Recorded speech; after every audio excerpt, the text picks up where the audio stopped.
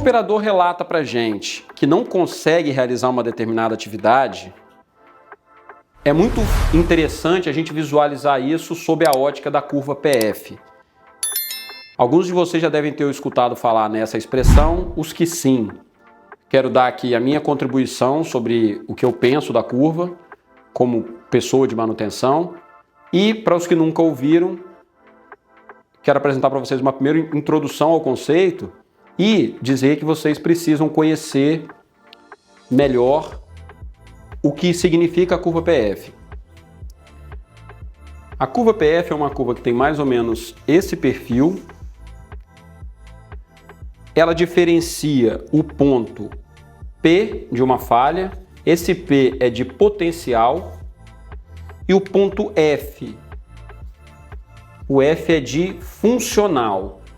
Uma falha potencial é aquela falha que ela já é percebida do ponto de vista de funcionamento de um ativo, porém ela não torna o ativo incapaz de funcionar. Exemplo, se a seta do seu carro queimar, o carro continua andando, mas você já está no cenário de falha do carro, você já está num ponto P de falha. No cenário do próprio subsistema seta, você já está no ponto F, ela já falhou. O que acontece? Quando o operador diz para a manutenção, para o turno, que não consegue realizar uma translação, a função translação atingiu o ponto F da curva PF. Suponhamos, e muitas vezes esse é o caso, que eu não esteja conseguindo fazer essa atividade porque a minha pressão do sistema, o valor ajustado na válvula de corte, né? A pressão do circuito, a pressão de operação do circuito fechado, ela não consegue atingir um valor suficiente para que os motores hidráulicos tenham torque para transladar o carro. Essa dificuldade em atingir essa pressão, ela pode, por exemplo, estar relacionado com aumento das folgas internas na própria válvula de corte, ou seja, o que se usa, uma expressão muito comum dentro da manutenção é a válvula está dando passagem. Por mais que eu aperte aquele parafuso, eu não consigo atingir uma determinada pressão. Suponhamos que esse seja o caso. Porém, esse valor essa condição de eu não conseguir atingir aquela pressão, ela não acontece do ponto P para o ponto F sem intervalo. Essa falha de eu não conseguir atingir a pressão, ela deu sinais antes. Essa pressão deveria talvez estar caindo gradativamente, ou a velocidade do carro estava começando a diminuir em função de uma pressão um pouco menor, até que, obviamente, se atingiu um valor em que não era mais possível fazer aquele movimento. Então, essa falha, ela possuiu um ponto P, um ponto onde a falha já estava lá, não foi percebida, por isso chegou-se no ponto F, ou foi percebida e não foi tratada, né? Por isso chegou-se no ponto F, mas existia um ponto P. O diagrama de Mowbray nos ajuda a analisar isso fazendo a seguinte pergunta. Essa falha ela é perceptível por quem opera ou por quem manutém o equipamento de forma simples? Sim.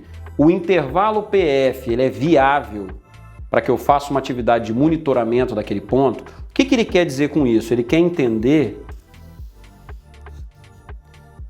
quanto é esse ΔT de tempo. Aqui é tempo, né, no gráfico, e aqui é a disponibilidade. Ele quer saber o seguinte, esse ΔT ele é suficiente para que eu tome uma ação? Vamos usar um exemplo prático aqui, numa lâmpada. Numa lâmpada, se a lâmpada queimar, o momento em que ela apresenta sinais de que vai queimar e que ela efetivamente queima, às vezes pode ser o mesmo ponto. Ela simplesmente queima, ela não te diz que está queimando. Então não faz sentido eu monitorar aquela lâmpada se eu descobrir que ela vai queimar até o momento que ela queima, não dá tempo de eu reagir, de eu tomar nenhuma ação. Então não faz sentido eu implementar um sistema de monitoramento daquele ativo específico lâmpada.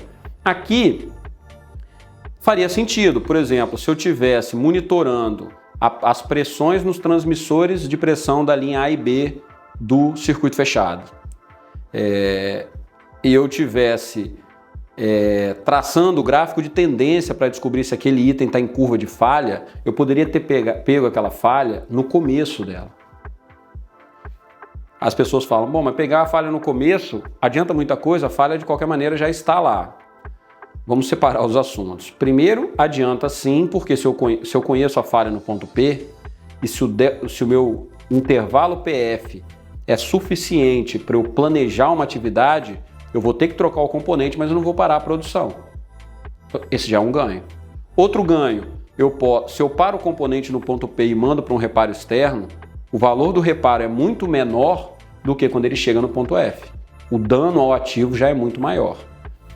Agora, obviamente, eu poderia nem ter deixado chegar no ponto P. E se vocês captaram a mensagem desse módulo, fazer gestão e controle da contaminação nada mais é do que não deixar que a falha chegue no ponto P. Porque quando alguém percebe aqui que uma velocidade está lenta, que uma falha é intermitente, que o sistema está aquecendo, por trás disso tem a contaminação elevada, tem a viscosidade incorreta, e se eu trato esses elementos, eu não chego no ponto P da curva. A minha dica para vocês, e é como eu penso o assunto, se você é de inspeção, conhecer a curva PF do seu ativo é atividade fundamental para que você seja um bom inspetor. E você tem que conhecer a curva, pelo menos você tem que ter isso como meta, conhecer a curva PF de cada ativo da sua planta. E principalmente conhecer isso aqui, ó, que não é fácil, que é o santo grau da manutenção centrada na confiabilidade, que é conhecer os intervalos PF, isso aqui é intervalo PF, de cada modo de falha. É como se eu dissesse para vocês o seguinte, e para quem é inspetor já escutou muito esse questionamento. Você chega num ativo e fala assim, ó, esse ativo está em curva de falha, ele vai falhar. A primeira pergunta que te fazem é, quanto tempo eu tenho para corrigir? Essa resposta vale ouro. O que se quer com isso é que você diga o seguinte, ele vai começar a falhar e a gente tem 21 dias para resolver.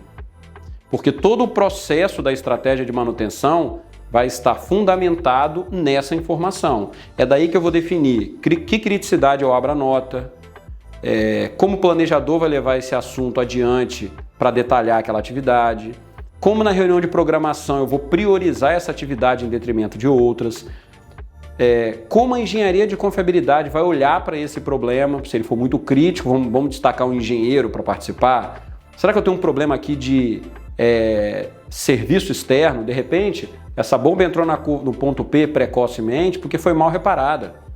Então, vou ter que envolver os suprimentos para ir lá avaliar se o meu fornecedor tem competência para fazer o reparo desse ativo. Então, o que se espera do inspetor moderno é, primeiro, que ele seja capaz de identificar esse ponto. Segundo, e não menos importante, que ele entenda isso aqui, ó, o intervalo PF, que é o tempo que você tem para reagir para que a disponibilidade do ativo não atinja o seu valor crítico. Esse assunto aqui daria um módulo inteiro, falar da curva PF. Se eu pudesse deixar uma mensagem para vocês, a mensagem seria: aprendam sobre isso aqui. Isso é muito mais do que um gráfico. Dá para se pensar a estratégia inteira de uma manutenção simplesmente entendendo a curva PF dos ativos de uma planta. De que forma isso se correlaciona com o assunto desse módulo, né? O que é tecnologia, o que eu tenho de ferramenta, de recurso, de filosofia de manutenção para ajudar isso aqui a acontecer. Existe um conceito de estratégia de manutenção que vem sendo cada vez mais implementado nas empresas, que é o conceito de manutenção baseada em condição.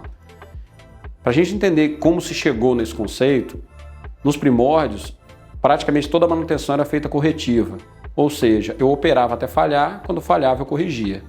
Isso implicava em eu ter um estoque enorme, porque se toda vez que quebrar eu tenho que corrigir de imediato, eu tenho praticamente que ter tudo em estoque. Existem plantas industriais que foram construídas em regiões remotas, de difícil acesso, que de fato você tinha almoxarifados que era quase o tamanho da planta. Com a evolução de técnicas de preventiva, começou-se a fazer preventivas por tempo, com base em informação de manual ou experiência da própria planta. É mais ou menos o que fazem com o carro da gente. Com tantos 1000 quilômetros, você troca o filtro de ar, você troca o óleo, o filtro de combustível. Nesse processo, eu poderia citar aqui várias etapas ao longo desse trajeto da evolução da manutenção. Chegou-se no conceito da manutenção baseada em condição, o que ela tem no seu cerne, assim, né? O que ela tem como princípio fundamental? Eu só vou fazer aquilo que de alguma forma a condição me peça. Usando o exemplo do carro, é como se eu só trocasse o filtro de ar se um indicador de saturação daquele filtro me dissesse: o seu filtro está saturado. Para mim, e acredito que para vocês, isso faça sentido, porque se eu ando só na cidade e você anda com um carro no campo, não pode os dois trocarmos o filtro de ar com 10 mil quilômetros.